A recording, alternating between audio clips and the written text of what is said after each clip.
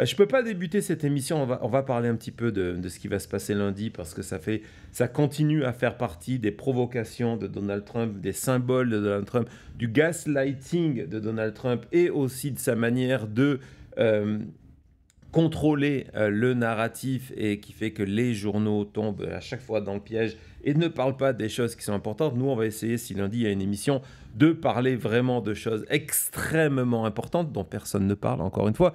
Mais avant donc de se lancer dans ce chapitre-là, je ne peux pas résister à vous partager ce Truth Social posté par Donald Trump il y a 2 heures sur son compte. Ce n'est pas un faux. Donc vous le savez, on vous a fait des émissions. Côté sondage, Donald Trump s'effondre. C'est le président le moins aimé de l'histoire des États-Unis depuis Donald Trump. Premier, en 100 jours, il a un taux de rejet qui est le plus important jamais eu par n'importe quel président. Pourquoi il publie ces messages aujourd'hui? Parce que nous sommes samedi et la tradition, c'est qu'il y a des nouveaux sondages qui arrivent le dimanche. Donc, il doit un petit peu savoir déjà les chiffres qui arrivent, et donc il nous annonce en ce magnifique, une collab entre la Chine, l'Afrique, quelques pays de dictature en Afrique et la Corée du Nord, un sondage qui annonce un taux d'approbation de 99%. Il y a encore 1% des Américains qui ne savent pas, mais bon, 99%. Donc ça mérite un petit peu de parler un petit peu de cette chose, parce que cette chose est extrêmement amusante. Bon, déjà, c'est pas un vrai sondage, c'est quelque chose qui revient, qui a été fait au mois de février dernier, lors d'un congrès de la CPAC. Thomas, est-ce que tu peux nous rappeler ce qu'est le CPAC? Tu t'en rappelles? CPAC, c'est un des... Peut-être même d'ailleurs le plus grand, le groupe politique le plus grand qui met ensemble de l'argent, du pouvoir et de la propagande comme ça chaque année pour les républicains. C'est vraiment, quand on parle de propagande, OAN et tout ça, là c'est la machine derrière tout ça qui finance et qui met en avant ce genre de choses. Donc c'est exactement ça. Donc c'est en fait un sondage qui interroge les personnes qui participent à ce congrès de Ultra MAGA. Donc vous imaginez, vous mettez que des supporters MAGA dans une pièce, mais des durs de durs, hein, des Ultra MAGA, des Dark MAGA, etc. etc. D'ailleurs, en parlant de Dark MAGA, c'est lors de ce fameux congrès que Elon Musk était venu et qu'on lui avait offert la tronçonneuse. Hein. Vous imaginez... vous vous souvenez de cette image-là, et donc on demande aux gens qui sont là, est-ce que vous apportez votre soutien à Donald Trump? Ce qui est fou, c'est qu'il ne fait que 99%. Non, mais ce que dit Didier, ils ont pas osé. Ils ont dit, on va être réaliste. Non, ils ont exactement. Mais on nous prend au sérieux. Au-delà du truc complètement fou de Trump de partager ça aujourd'hui, sans information, sans légende, comme c'était un vrai sondage, parce que du coup, aujourd'hui, malheureusement, il y a au moins 2 électeurs sur 10 qui s'informent uniquement. Je sais pas si on devrait dire informer, mais bon, s'informent uniquement sur les réseaux sociaux. D'accord? Uniquement. C'est-à-dire qu'il y en a plus, mais dans la réalité, mais ils vont dire aussi, ouais, de temps en temps, je vois la télé. Là, ils disent, non, on regarde rien d'autre. La seule manière de nous informer, c'est ça. Et donc... ça fait officiel, c'est le président qui met ça. Et regardez, la vraie image, on voit là que c'est pas quelque chose de propre, c'est une image qui est prise sur un écran. Exactement. Mais c'est présenté avec après, autour, cette partie bleue. C'est la partie panneau Trump qu'on voit sur les posters de campagne et tout ça, qu'ils ont mis par-dessus, après, pour faire un montage qui fait plus beau que juste présenter un écran à 6 packs. Donc c'est vraiment du travail officiel, quoi. Exactement, mais il y a encore... Donc c'est du grand n'importe quoi, c'est Trump en plein mode désinformation, c'est un des thèmes récurrents de cette émission et de sa présidence et de sa campagne et de sa personnalité. Hein, on ment en permanence, on ne fait que ça, on détruit la vérité. Mais il y a 2 autres petites choses que je dois absolument vous montrer. Thomas, est-ce que tu peux nous zoomer dans les dates ? Voir que même la CPAC, quand ils ont voulu proposer des dates, regardez, ils se sont plantés dedans. Vous avez donc... non, mais c'est à l'inverse. Tu as le 3... tu as entre février et février, parce que donc sauté ça c'est 17 février, 18 février, 19 mars, 20 février, 21 février, 22 février, Là, on part en 8. Donc quoi, on est en juillet. Oui. Ok, donc à l'avenir, on retourne au 23 mars, 24 février, 25 février. Voilà, donc je sais pas. Sur les dates, c'est un truc, mais il y a encore un truc plus fou. Oui. Ils n'ont pas osé le 100%, mais le truc le plus fou, est-ce que tu l'as vu, Cody? Oui, c'est qu'ils ont osé le 101% parce que quand tu mets le strongly approve, 95% plus 4%, plus 1%, on est à 100%, et ensuite il y a le dernier 1%, 101%. Oui, mais et d'ailleurs, c'est pour ça que regardez le tableau, c'est la première fois que je vois ça, c'est un sondage très particulier parce qu'il monte jusqu'à 120%. Ouais, je sais pas pourquoi il y a la barre de 120% ici. C'est la barre... Non, j'avais pas vu ça. Tu l'as pas vu ça. C'est la barre de 120%. Il y a beaucoup de questions, hein. Il y a vraiment beaucoup de questions. Mais c'est super sérieux. Donald Trump à 99%. Allez, on enlève tout ça et donc on ouvre notre dossier. On va écouter, je suis désolé, c'est samedi, Stephen Miller qui hier était en fin de journée, vendredi, devant la Maison-Blanche où il a confirmé ce qu'il va se passer normalement lundi. Allez, on écoute Stephen Miller tout de suite. With regards to the refugees that are being brought back from South Africa. Yeah, that's a really exciting news story, isn't it?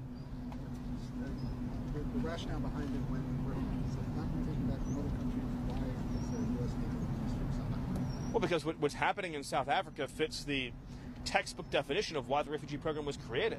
This is persecution based on a protected characteristic, in this case, race. So this is race-based persecution.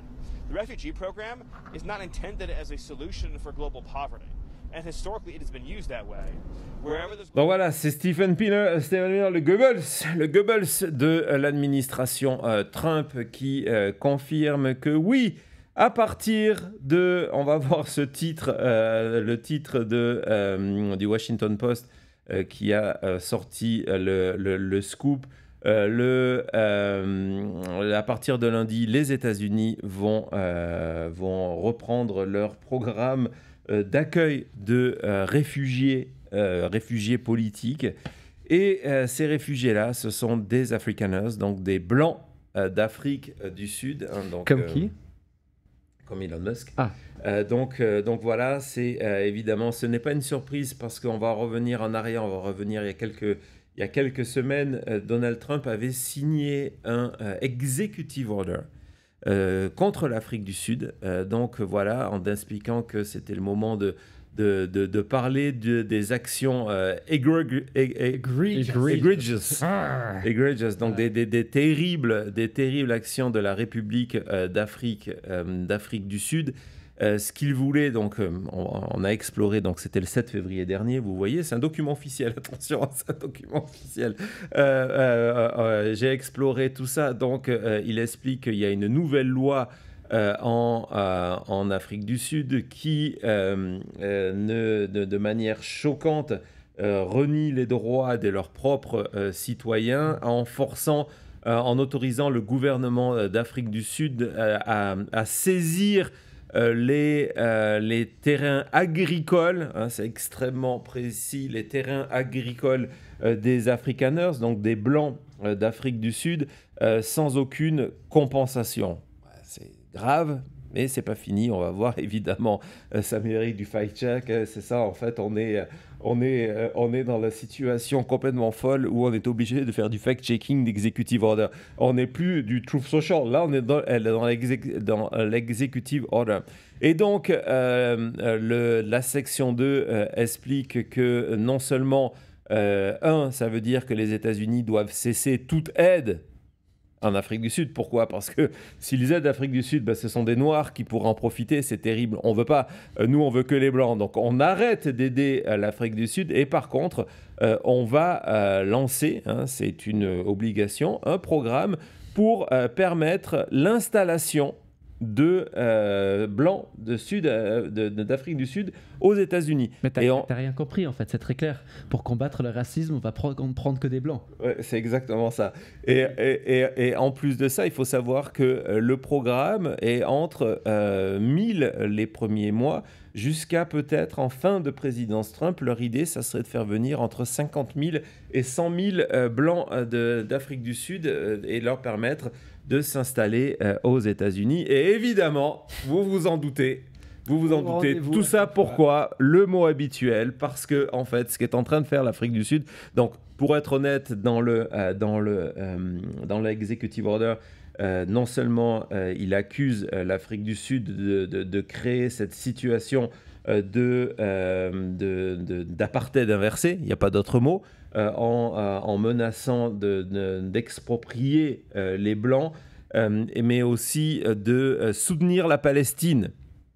Alors ça, c'était en février. Je ne sais pas si vous avez vu passer mon tweet sur Blue Sky. Le Jerusalem Post, hier, c'est pas confirmé, a sorti la rumeur que lors de son voyage là, qui arrive dans les pays du Golfe, Trump voudrait annoncer une reconnaissance de la Palestine.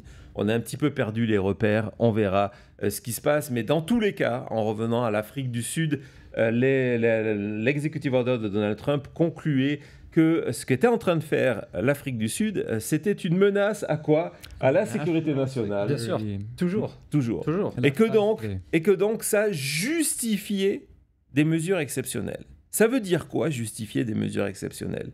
Ça veut dire faciliter la venue de ces Blancs qui se sentent menacés en Afrique du Sud. On va rentrer dans cette partie là après. Alors que l'administration Trump a suspendu abruptement, du jour au lendemain, tout ce qui était de programme pour aider des vrais réfugiés politiques, n'ayant pas peur des mots, dont certains qui avaient déjà fait toutes les procédures, qui avaient terminé les procédures. Et il faut savoir, c'est une des réalités des réfugiés politiques lorsque vous demandez un visa P1 ou P2, c'est que les démarches et le voyage est à votre charge. Au pire, le département d'État peut vous faire un prêt, mais que vous devez à terme rembourser. Et donc c'est pour ça que lorsque vous avez ces personnes qui viennent de pays où ils sont politiquement menacés, ils doivent travailler énormément parce que la première chose qu'ils doivent faire, c'est rembourser le gouvernement américain. Mais pas là. Là, nous sommes dans un cas où c'est un problème de sécurité nationale. Et donc, à partir de là, tout est en charge du gouvernement américain, des contribuables américains. Je sais, vous allez me dire, non, mais il y a Doge, c'est un moment où on coupe les frais. Oui, non, mais pas là. Là, on ne coupe pas les frais. On incite donc ces personnes à venir. Donc, il y a eu en février des manifestations.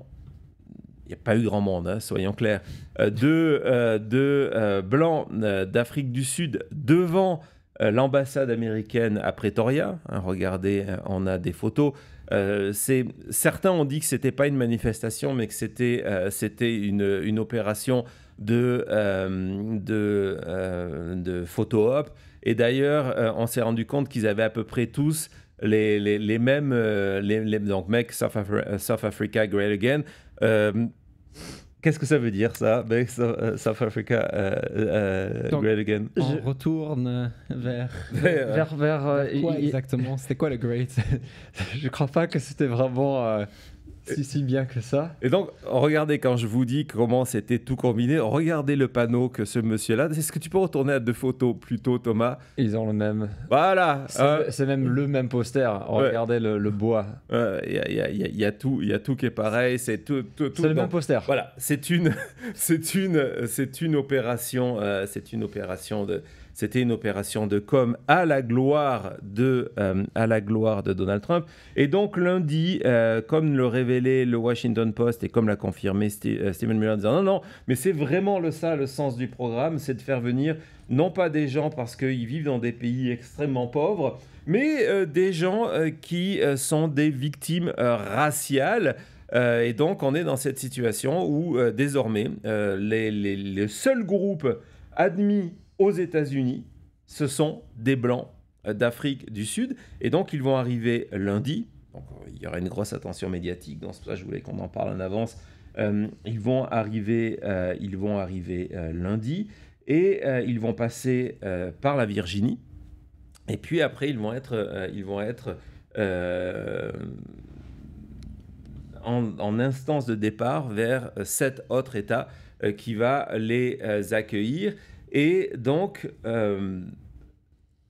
comme c'est une circonstance exceptionnelle et comme Donald Trump a décidé de se battre pour ce symbole-là, d'accord, c'était vraiment un truc important, ils vont avoir non seulement le voyage depuis l'Afrique du Sud complètement gratuit, ça c'est nouveau, d'accord, et sur place, ils vont avoir droit à toute une série d'aides pour pouvoir s'installer aux États-Unis, des meubles, des aides. Alors, ce que je vais vous raconter, ce qui est complètement fou, c'est que il n'y a quasiment pas d'aide sociale aux États-Unis. C'est un concept qui n'existe pas. Mais là, pour le coup, on a trouvé des programmes pour les habiller. Hein, tu peux passer à travers les articles. Pour les habiller, les nourrir, pour leur fournir des meubles, pour les aider au logement, pour leur passer des téléphones, etc. etc. Et donc, voilà, c'est le support qu'ils ont besoin. Et c'est tellement fou, cette histoire. Je pense que c'est un des derniers extraits, Thomas. Ce qui est tellement fou dans cette histoire, c'est que la Virginie, par exemple, l'usage, c'est que lorsque votre État sert juste de phase de transition, hein, les avions vont atterrir en Virginie. À partir de là, hein, regardez, c'est souligné, il n'y a pas de dons versés à l'État pour aider ces personnes-là. Ils sont en phase transitoire et donc c'est aux États qui vont les accueillir de se débrouiller. Mais là, Virginie étant un État avec un gouverneur MAGA, finalement, ça change tout et la Virginie donc va leur donner de l'argent en enlevant cet argent, évidemment, d'autres programmes sociaux. Donc, c'est quelque chose de complètement fou. Et ce qui est aussi fou, donc on va voir, évidemment, c'est la réaction du gouvernement sud-africain, donc c'est une assez longue réaction, qui fait du fact-checking de Donald Trump en nous expliquant que tout ça, évidemment, c'est n'importe quoi. Alors oui, il y a cette loi qui a été passée pour rééquilibrer une réalité, c'est qu'aujourd'hui, les Afrikaners, qui représentent environ 7% de la population d'Afrique du Sud, possèdent entre 75 et 85% des terres en Afrique du Sud. Donc vous avez une partie de la population 7 et 85. Et donc il y a cette loi qui existe, mais cette loi ne parle pas, comme le dit Donald Trump, d'expropriation sans donner l'avis. Il y a toute une procédure qui termine devant un juge si le cas est nécessaire. Donc c'est vraiment, il y a cette possibilité d'exproprier des gens, même s'ils ne veulent pas. D'ailleurs, ça existe aussi en France et aux États-Unis, aussi. C'est que pour des travaux, etc., etc. Là, c'est pareil. S'il y a une terre agricole,